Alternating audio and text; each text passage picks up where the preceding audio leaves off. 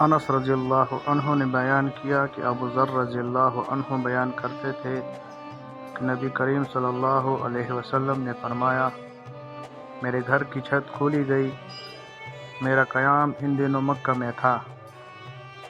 پھر جبرائیل علیہ السلام اترے اور میرا سینہ چاک کیا اور اسے زمزم کے پانی سے دھویا۔ اس کے بعد سونے کا ایک تشت لائے جو حکمت اور ایمان سے لبریز تھا، اسے میرے سینے میں اونڈیل دیا۔ پھر میرا ہاتھ پکڑ کر آسمان کی طرف لے کر چلے۔ جب آسمان دنیا پر پہنچے تو جبرائیل علیہ السلام نے آسمان کے داروغہ سے کہا کہ دروازہ کھولو۔ پوچھا کہ کون صاحب ہیں؟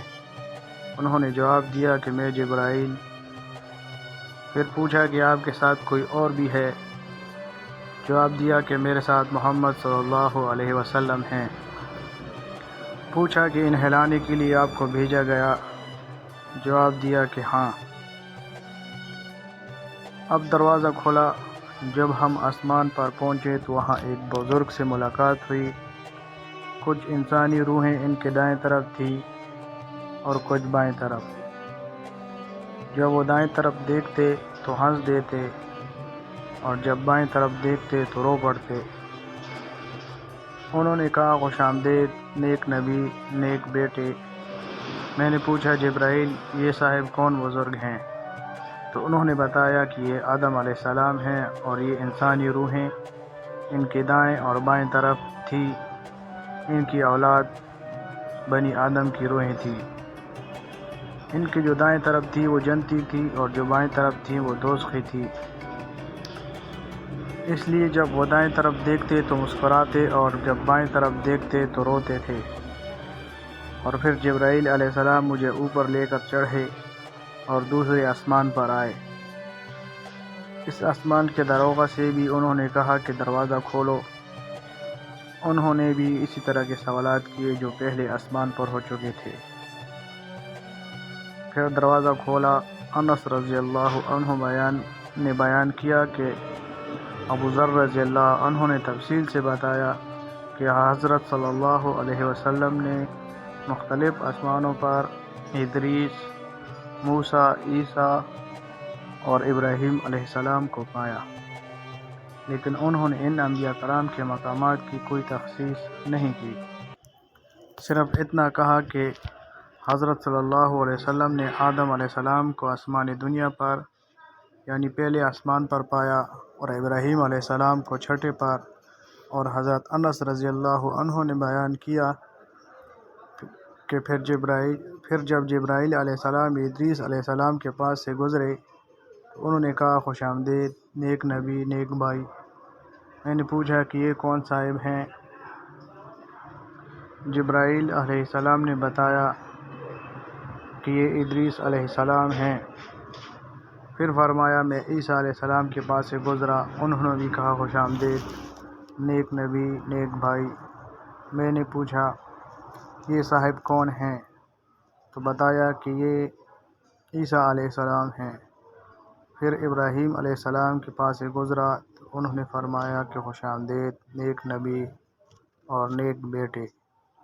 میں نے پوچھا، یہ کون صاحب ہیں؟ جواب دیا کہ یہ ابراہیم علیہ السلام ہیں۔ ابن شہاب سے زہری نے بیان کیا اور مجھے ایوب بن حزم نے خبر دی کہ ابن عباس رضی اللہ عنہ، ابو حی انصاری رضی اللہ عنہ بیان کرتے تھے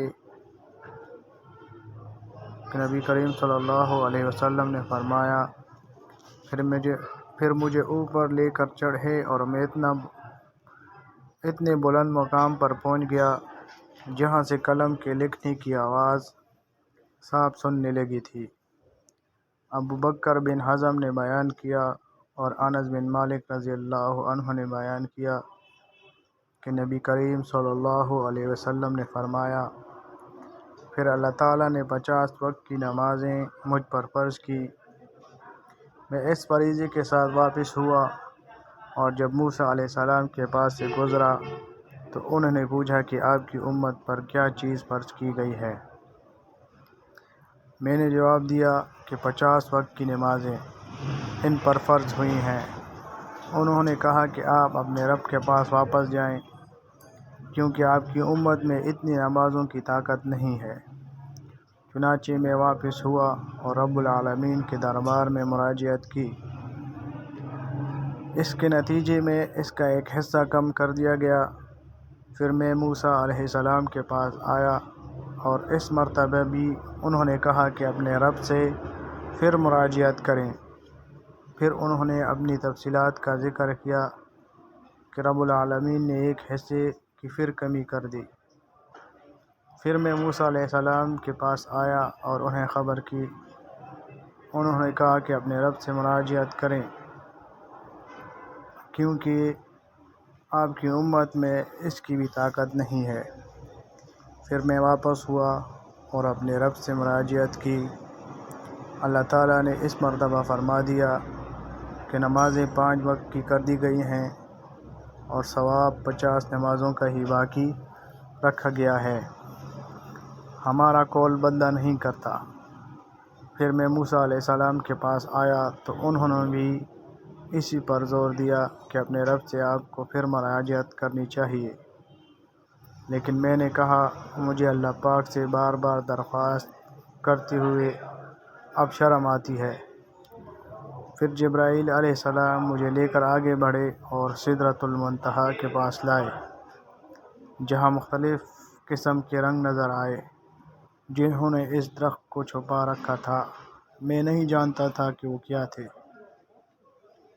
اس کے بعد مجھے جنت میں داخل کیا گیا تو میں نے دیکھا کہ موتی کے گنبد بنے ہوئے ہیں